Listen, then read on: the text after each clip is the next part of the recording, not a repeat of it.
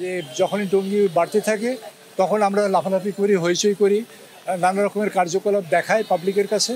কিন্তু যদি গোড়ার থেকেই আমার পদক্ষেপগুলো নেওয়া থাকে বা আমরা প্রত্যেকেই সচেতন হয়ে তাহলে আশা করি যে এটা ওই ডেঙ্গুর প্রকোপটা সংক্রামকটা কমবে।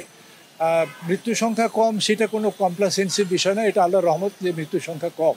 কিন্তু সংক্রামক যে হচ্ছে এইটাই হচ্ছে আমাদের চিন্তার বিষয়, ওইদিকে আমাদের বেশি নজর দিতে হবে। এবং সেটার জন্য দুটো দরকার, একটা হচ্ছে যে পরিষ্কার পরিচ্ছন্ন রাখা, লার্ভাসাইডের মেডিসিন দেওয়া, ফগিং করা ইত্যাদি, পরিষ্কার করা ইত্যাদি দৈনন্দিনভাবে।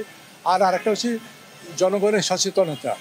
আমরা স্টাডি করে দেখছি যে 3 দিন 4 দিন পরে যখন পেশেন্ট ক্রিটিক্যাল হয়ে যায় তখন আর ঢাকার আশপাশ থেকে নিয়ে আসা হয়।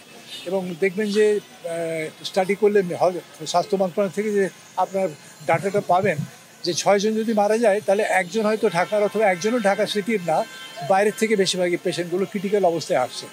তো এই জায়গায় পৌঁছবার আগ পর্যন্ত বাসার একটা দায়িত্ব যে প্রথম দিনে জ্বর হলেই যেন তাকে বাচ্চাকে বা যেই হোক তাকে ট্রিটমেন্টের আওতায় নিয়ে আসা হয়, ডেঙ্গু ট্রিটমেন্টের আওতায় নিয়ে আসা হয়। ওই ফ্লুয়েঞ্জা, হালকা একটু জ্বর, ঠান্ডা লেগেছে এগুলো বলে যেন আমরা এই ডেঙ্গুর সময়, ডেঙ্গুর সিজনে এগুলো যেন আমরা নেগলেক্ট না করি বা হালকাভাবে না নিই।